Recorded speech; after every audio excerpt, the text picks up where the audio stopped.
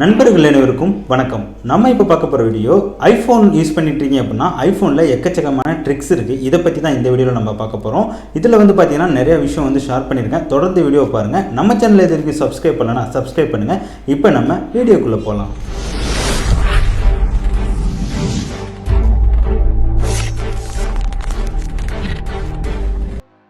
Welcome நண்பா. ஐஃபோனோட ட்ரிக்ஸை பற்றி தான் நம்ம இப்போ இந்த வீடியோவில் பார்க்க போகிறோம். ஃபஸ்ட்டாக நம்ம பார்க்க போகிற ட்ரிக்ஸ் என்ன அப்படின்னு பார்த்தீங்கன்னா, நம்ம இப்போ நார்மலாக ஸ்க்ரீன்ஷாட் எடுக்கணும் அப்படின்னா வால்யூமோட plus button and power button போட்டு யூஸ் பண்ணுவோம். அது இல்லாமல் நம்ம பேக் சைடில் இருக்கிற லோகோவை டபுள் டைப் பண்ணோம் அப்படின்னா நமக்கு பார்த்திங்கன்னா ஸ்க்ரீன்ஷாட் அப்படிங்கிறது ஆகும். இது எப்படி நம்ம செட்டப் பண்ணுறது அப்படின்னு பார்த்தீங்கன்னா, நம்ம இந்த செட்டிங்கில் அசஸ்பிலிட்டி அப்படின்னு இருக்குது. இதில் போய்ட்டு நீங்கள் லாஸ்ட்டாக இருக்கிற பேக் டேப் அப்படின்ட்டு ஒரு ஆப்ஷன் இருக்கும். அந்த ஆப்ஷனை கிளிக் பண்ணிக்கங்க. இதில் பார்த்தீங்கன்னா நமக்கு டபுள் டேப் அப்படிங்கிற இடத்துல ஸ்க்ரீன்ஷாட் அப்படிங்கிறது இருக்குது. அதை நீங்கள் சூஸ் பண்ணிக்கலாம். ட்ரிபிள் டேப் அப்படிங்கிறதையும் இன்னொரு ஆப்ஷன் வேணும்னாலும் நீங்கள் சூஸ் பண்ணிக்கலாம். இந்த மாதிரி நம்ம டபுள் டேப்பை யூஸ் பண்ணி ஸ்க்ரீன்ஷாட் அப்படிங்கிறது நம்ம ஐஃபோனில் எடுத்துக்க முடியும். நெக்ஸ்ட்டு நம்ம பார்க்க போகிற டிப்ஸ் என்னன்னு பார்த்தீங்கன்னா, செட்டிங்கில் அக்சஸ்பிலிட்டி அப்படின்ட்டு ஒன்று இருக்குது. இதில் போய்ட்டு நம்ம ப்ரீ ஆஃப் செட்டிங் அப்படின்னு ஒரு ஆப்ஷன் இருக்குது. இது எதுக்கு அப்படின்னு பார்த்தீங்கன்னா, நார்மலாக நம்ம சென்ட்ரலாக நம்ம இந்த போல்ட் ஆப்ஷன் அப்படிங்கிறத வச்சுக்க முடியும். அதாவது போல்ட்டாக பார்த்திங்கன்னா டெக்ஸ்ட் அப்படிங்கிறத நம்மளால் வச்சுக்க முடியும். ஆனால் ஒவ்வொரு அப்ளிகேஷனுக்கும் இண்டிவிஜுவலாக வைக்க முடியுமா அப்படின்னு பார்த்தீங்கன்னா, அந்த ஆப்ஷன் தான் இது கொடுத்துருக்காங்க. இப்போ எக்ஸாம்பிளுக்கு பார்த்திங்கன்னா நிறைய அப்ளிகேஷன் இருக்குது. இந்த அப்ளிகேஷனை செலக்ட் பண்ணி நம்ம போல்ட்டாக டெக்ஸ்ட் வேணும் அப்படின்னா நம்மளால் யூஸ் பண்ணிக்க முடியும். இப்போ எக்ஸாம்பிளுக்கு நான் ஹோம் ஸ்க்ரீனில் பார்த்திங்கன்னா போல்ட் டெக்ஸ்ட் அப்படிங்கிறத நான் ஆன் பண்ணிட்டேன். இதனால் பார்த்திங்கன்னா எனக்கு இப்போ ஹோம் ஸ்க்ரீன் ஃபுல்லாகவே போல்ட்டாக இருக்குது. இதை ஆஃப் பண்ணிட்டேன் அப்படின்னா பார்த்திங்கன்னா நார்மலாக இருக்கும். இந்த மாதிரி ஒவ்வொரு அப்ளிகேஷனுக்கும் நீங்கள் ரொம்பவே ரீட் பண்ணுற அப்ளிகேஷன், ஒரு கூகுள் நியூஸாக இருக்கட்டும், நியூஸ் அப்ளிகேஷன் போன்றே நீங்கள் இந்த மாதிரி போல்ட் டெக்ஸ்ட்டை ஆன் பண்ணிட்டீங்க அப்படின்னா உங்களுக்கு போல்ட்டாக இருக்கும். இந்த மாதிரி யூஸ் பண்ணிக்க முடியும்.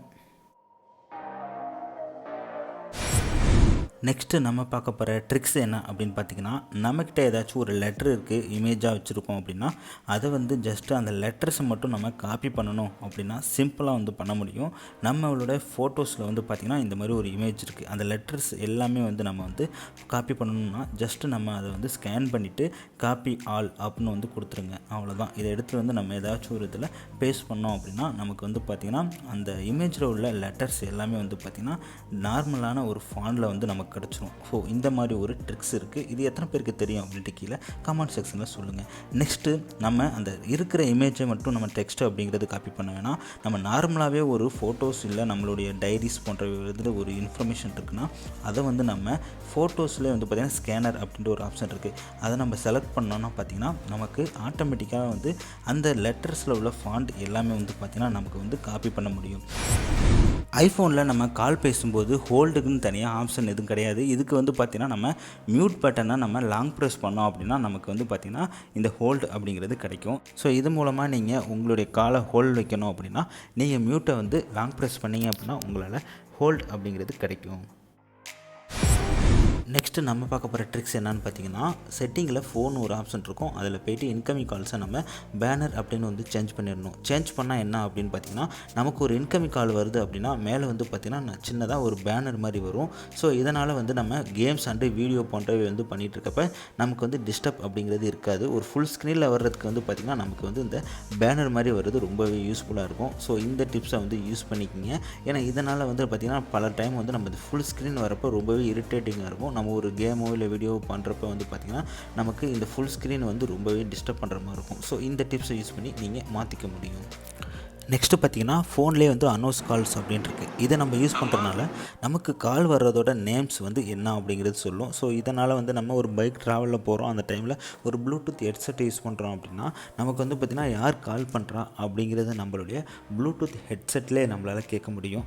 அதனால் இந்த இதை நீங்கள் யூஸ் பண்ணி பாருங்கள். ரொம்பவே ஒரு யூஸ்ஃபுல்லான ஒரு ட்ரிக்ஸ் தான்.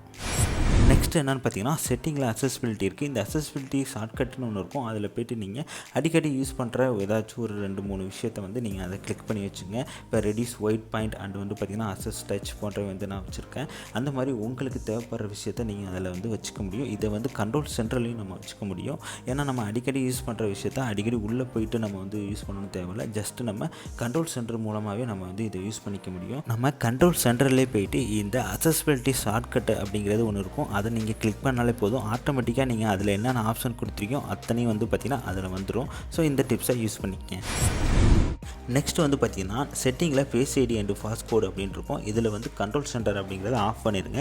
எதனால் அப்படின்னா உங்களுடைய ஃபோன் வந்து இன்கேஸ் மிஸ் ஆயிடுச்சு அப்படின்னா கண்ட்ரோல் சென்டரை யூஸ் பண்ணி ஏரோப்ளைன் மோட் அண்டு டேட்டா போன்றவை வந்து ஆஃப் பண்ண சான்ஸ் இருக்குது. ஸோ அதனால் வந்து நீங்கள் இந்த ஆப்ஷனை வந்து ஆஃப் பண்ணிட்டீங்க அப்படின்னா அன்லாக் பண்ணால் மட்டும்தான் இந்த கண்ட்ரோல் சென்டர் அப்படிங்கிறது ஒர்க் ஆகும்.